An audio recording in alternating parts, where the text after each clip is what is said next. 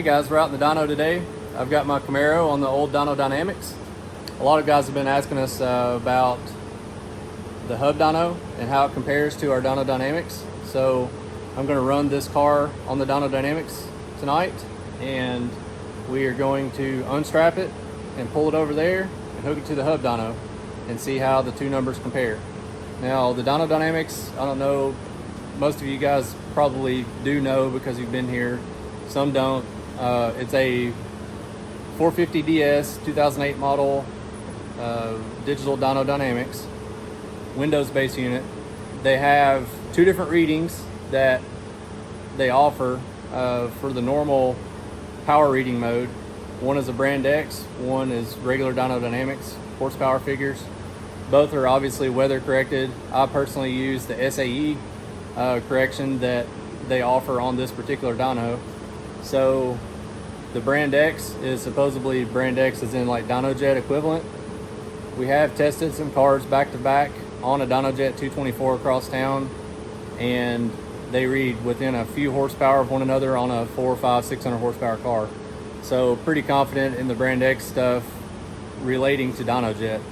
Now obviously the hub dyno is probably going to read slightly higher. I'm predicting that. I have seen some guys say that they still read close to a DynoJet. So I really personally have never done this test back to back. I have tested my personal car on this dyno and at Haltech's mainline hub dyno, but there was parts changes, boost changes, too many changes to really quantify a true comparison, I guess you could say.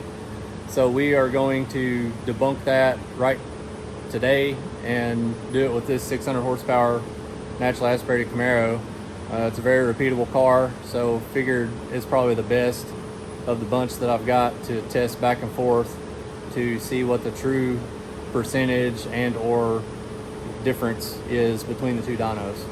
So we're on the hub dyno with the Camaro, and I'm a little bit shocked because obviously everybody thinks that the hub dyno stuff reads so high, and you know, I don't know how any of these other shops have them set up, but you know, I literally set this one up to manufacture, you know, specs. You know, I'm using all the weather station information like I'm supposed to. I use an actual tacho pickup, so it's not, you know, trying to derive RPM from the axle RPM like a lot of places do. So it's giving a true torque reading based on engine RPM that it's picking up with the inductive pickup.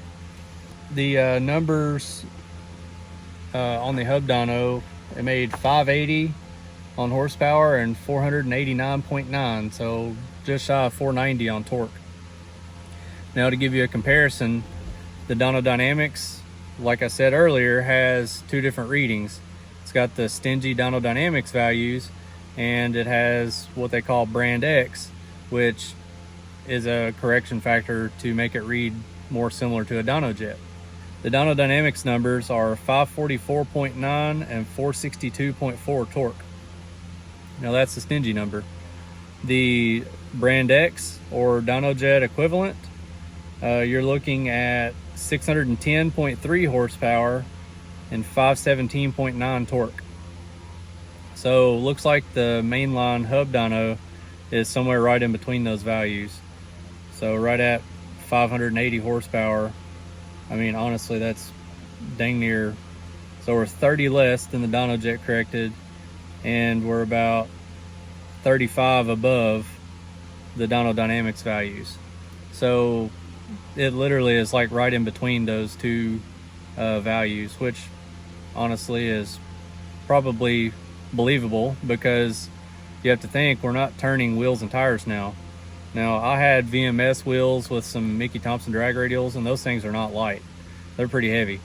So I could see if we did have wheels and tires on it, now would it lose the 35 horsepower? Who knows? All that to say, is the mainline a high reading dyno? Mine isn't.